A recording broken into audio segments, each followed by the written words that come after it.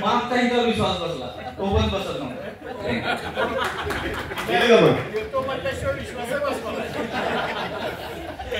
काय त्यांची चूक नाही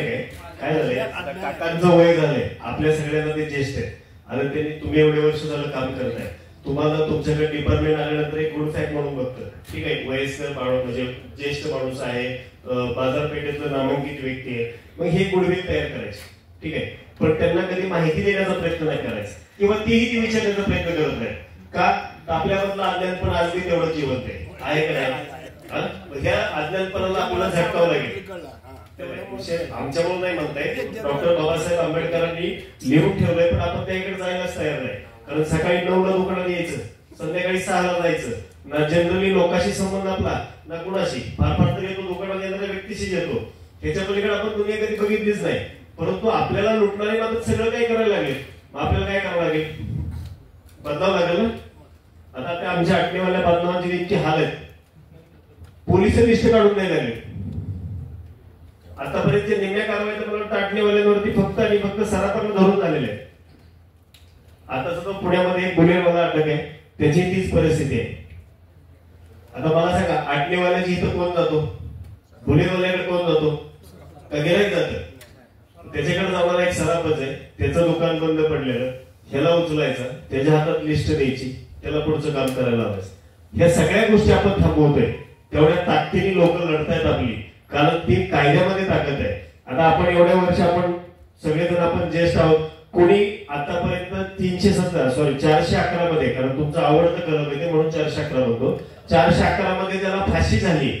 किंवा ज्यांनी त्याच्यामध्ये त्याला 10-20 वर्षाची सजा लागली असं एखादं प्रकरण ऐकलंय का तुम्ही तर सगळ्यात ज्येष्ठ ऐकलंय का तुम्ही कधी मग ज्या प्रकरणामध्ये ज्या कायद्यामध्ये ज्या कलमामध्ये ती ताकद नाही मग त्याच कलमाची भीती दाखवून त्याच कलमाची तुमच्यावरती एक वलय तयार करून ह्या बाजारपेठांना बरोबर धरून जी तुमची लूट आतापर्यंत झाली ह्याला कोण कारणीभूत आहे स्वतःच कारणीभूत आहे कारण का जाणून घेण्याची आपली तयारीच नाही घरात जर एखाद्या मुलाने म्हणला बाबा पप्पा मला दादा 500 रुपये देऊन जा तर तुम्ही त्याला 400 प्रश्न विचारता बरोबर आहे पण हा पोलीस आला का तुम्ही स्वतःला गुन्हेगार समजता आणि सगळ्या गोष्टीला तयार होता आता जेवढे सातारामध्ये जे आता लोक आपली तुम्हाला सांगतो त्या लोकांना मी 94च्या कलमामध्ये त्यांचं कंप्लेंट देण्यासाठी पाठवलंय 2 पोते आता त्यांच्याकडे बिलबुक आहेत किती 2 पोते बिलबुक आहेत आता व्हिडिओ कॉल जरी केला तर सातारा एलसीबी कार्यालयात आपले सगळे कार्यकर्ते जिल्हाध्यक्ष आणि आपली लोक तिथे उभे आहेत ज्या लोकांनी ह्याच्या आधी 2-2 किलो रिकव्हरी दिलेले आहेत त्या लोकांना 20 ग्रॅम पण मी रिकव्हरी देऊ दिलेली नाही परवा दिवशी 20 ग्रॅम साठी तयार होते पोलीस त्या एफआयआर मध्ये फक्त 24 ग्रॅमची चोरी झालेली एकाच एफआयआर चे 7 जणांना नोटीस आहे आता 7 जणांना नोटीस जर एकाच एफआयआर ची जाते तर याचं कारण काय नाही त्यांना माहिती आपला अज्ञानपण आहे आपल्याला एवढा कोणी शहाणाच नाही की त्यांना महागारी प्रश्न विचारत बरोबर आहे आता आम्ही प्रश्न विचारला ह्या सगळ्याच्या खोलामध्ये गेलो रात्री 1:30 वाजता मी त्या पोलिसांवरती कंप्लेंट केली मला मगाशी मेलचा रिप्लाय आला एसपी कडून सीएम कडून सगळ्या गोष्टी खाली आल्या आता त्यांचे नुसते हे चालले काय म्हणतो आपण त्याला नेमकं धरावं का सोडावं धरलं तर अडचणीत येणार आहे सोडून द्यावं तर आता इकडून आपली इन्क्वायरी बसणार आहे अशा परिस्थितीमध्ये आज पोलीस उभा आहे त्यामुळे सारखे फोनवर फोन चालू आहे प्रत्येकाला टॉर्चर करायचं काम चालू आहे एव्हिडन्स काहीच नाही पुरावा कुठलाच नाही तुम्ही जे मगाशी प्रश्न विचारला त्याचं उत्तर त्याच्यामध्ये की तुम्हाला ज्या वेळेला सांगितलं जातं की त्याच्यामध्ये कुठलाही पुरावा नसतो आपल्याला हे प्राथमिकता सांगितलं जातं आपण पहिल्यांदा काय करतो आपल्याला गुन्हेगार समजून आपल्या लोकांना तिथे कुठली माहिती देत नाही आणि आपण त्यांच्या बरोबर जातो मग त्यांच्या बार्गेनिंग पॉवर मध्ये बरोबर आपला दलाल देऊन मिक्स होतो पहिल्यांदा ह्या कारवाईमधून दलाल बाहेर काढा कायदा तुम्हाला वाचवल्याशिवाय राहणार नाही कारण हे दलालांची सगळी कामं चालू मला वाटतं आमचे डाळे साहेब सुद्धा इथं आहेत आपल्या मराठवाड्यातलीच कारवाई त्यांच्यावर येरमाळ्याची आपल्या बाबतीत झाली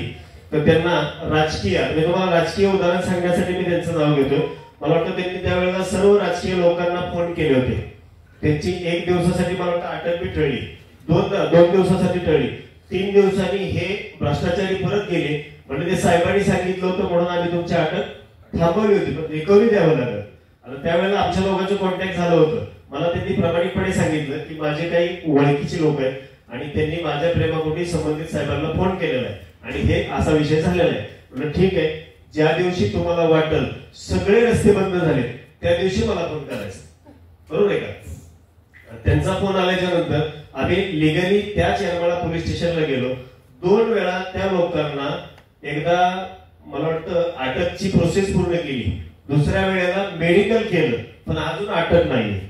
रिकव्हरी पण नाही. आता विषय असा आहे की त्यावेळेला त्यांच्यावरती मी अलिगेशन्स केले होते, मेलद्वारे सगळे झाले होते. पण आजच आपल्याला डीवायएसपीचा फोन आलेला आहे की बाबा त्या संदर्भात तुमचं म्हणणं द्या, नाहीतर आम्हाला पुढे कारवाई करावं लागेल. ह्या प्रोसेस आहेत. मग एवढी जर सगळी तुमच्यासाठी पॉवर आहे तर तुम्ही ह्या दलालांच्या नादाला लागून आणि स्वतःच्या आयुष्याची आपण जी खपत करून मिळवलेली आपली जी काही पुंजी आहे ही यांना द्यायचं काहीच कारण नाही. आणि मुळात रिकव्हरी घेणं